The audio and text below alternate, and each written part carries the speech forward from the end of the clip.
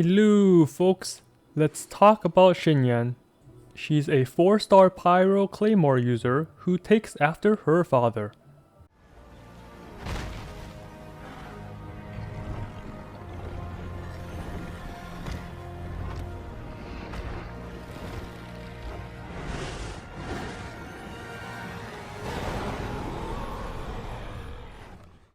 Her kit mixes physical and pyro damage, and she shines as a DPS support that can mitigate damage and cleanse debuffs.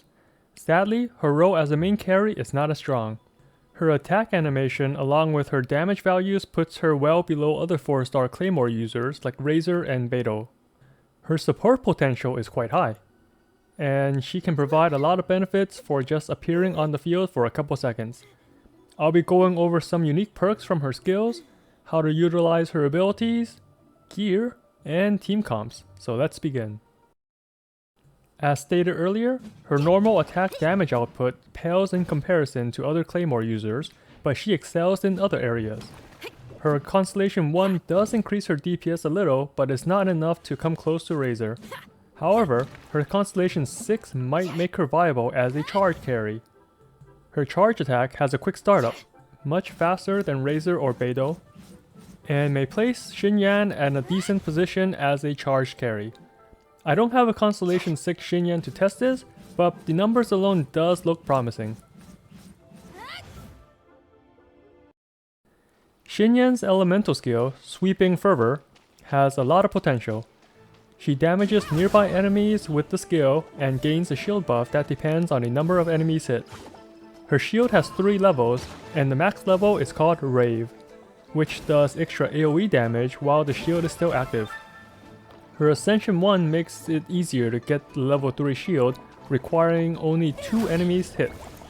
The AoE from Rave ticks every 2 seconds, providing 6 instances to apply Pyro for elemental reactions. Her skill generates 4 Pyro particles if it hits an enemy, but the AoE ticks does not generate any extra particles. When she uses Sweeping Fervor, the shield applies a quick Pyro buff on her. This Pyro buff is reapplied whenever you swap characters and can cleanse the Condensed Ice Cryo debuff, similar to Bennett's ult.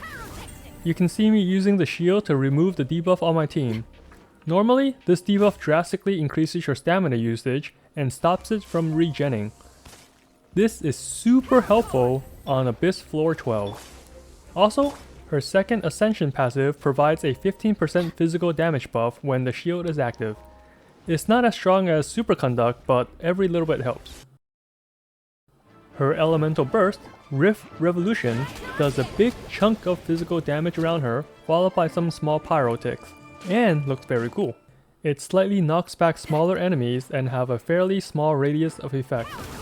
To optimize her energy particles, use her skill first, then her burst.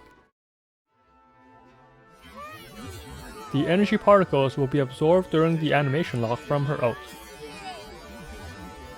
If you have her Constellation 2, then her ult will have a 100% chance to crit, and also provides you with a Rave shield. For her talents, you will want to level up her skill and burst. If you want more damage output, level Riff Revolution, then Sweeping Fervor.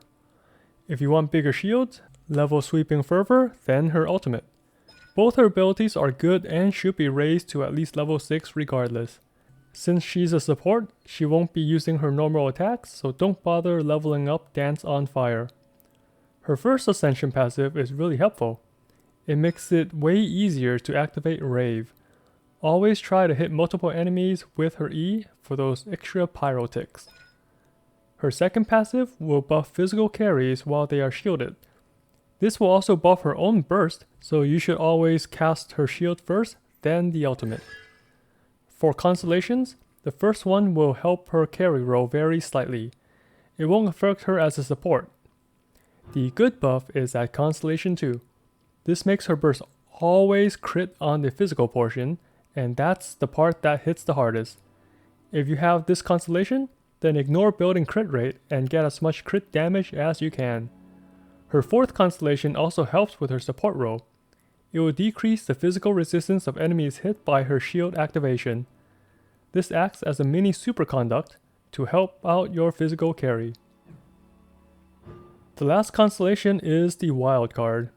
It might make Xinyan viable as a charged attack carry, but once again, I don't have a C6 Xinyan to test this out. I would rather say I don't know than to spread false information. Now back to talking about support. Her support role is focused on swapping in, then using her skill, then burst, and then swapping back out. With this playstyle in mind, her best free-to-play weapon is the prototype Aminus. If you want to exchange her damage for more shields, then use the White Blind, but I still recommend the Aminus since her shields have naturally high numbers. Similar rule goes for the 3-star weapons if the craftable weapons are used by someone else. Debate Club above White Iron Greatsword. For the 5-star gacha weapons, I place Skyward Pride on top due to its nice energy recharge. The other 2 5-star claymores are also strong, but I feel it's a waste to use them on a support character. If you happen to have extra 5-star claymores lying around, then the Wolf's Greystone is better than the Unforged. That's because there's not enough time for her to build up the passive stacks from the Unforged. For 4-star weapons, the best one is definitely the Sacrificial Greatsword.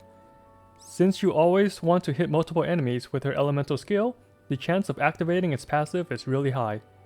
The second best weapon will be the Favonius Greatsword for similar reasons. The Lithic Blade and Blackcliff Slasher are good if you have her Constellation 2, otherwise prototype Aminus will provide more damage.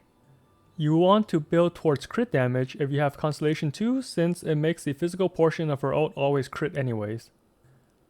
For her artifacts, I would run either 4-piece Noblesse or 2-piece Noblesse with 2-piece Bloodstained.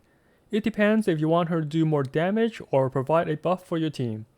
If your weapon doesn't have energy recharge, then you can use the 2-piece from the Scholar and Exile sets to help with her burst uptime. The plus 18% artifacts does increase her damage, but not as much as Noblesse or Bloodstained. The stat priority for her is physical damage on the Chalice or Cup, then crit rate or crit damage on the headpiece. If you have Constellation 2, focus on crit damage since crit rate will be wasted. The next priority will be attack percent and energy recharge. Defense is nice to have but not needed since her shield numbers are pretty high to begin with. If you really want to build her as a main carry, then follow a build very similar to what I recommended in my Razor guide, which you can find by clicking on the icon in the top right of this video. Both Xinyan and Razor scales best with physical damage, so their weapons and artifact sets are pretty much the same. Additionally, the Battle Pass weapon Serpent Spine will not lose stacks of its buff as long as the shield is active. Once the shield breaks and you lose HP, you will also lose a stack of the Serpent Spine buff. Now back to her support focus role and some team comps she can fit into. She is better with a carry that deals physical damage, but an elemental carry works too. Her shield also helps with carries that use the 4-piece Retracing Bolide set. Your team will also need a healer or crowd control unit. Any of the units shown here will work just fine. I do recommend having a second DPS support for the last slot. Someone else who can swap in, use their abilities, then swap back out for your carry. Another thing to account for is the elemental resonance. Try to add a second pyro unit on the team to help with the damage and create more pyro particles to refill her ult. Xinyan is a flexible support that can fit into any team. She comes in, rocks hard, and leaves your team pumped and shielded for the continuing battle. And that's about sums it up for my guide on a support Xinyan. Thanks for watching. Like, comment, and subscribe if you feel up to it.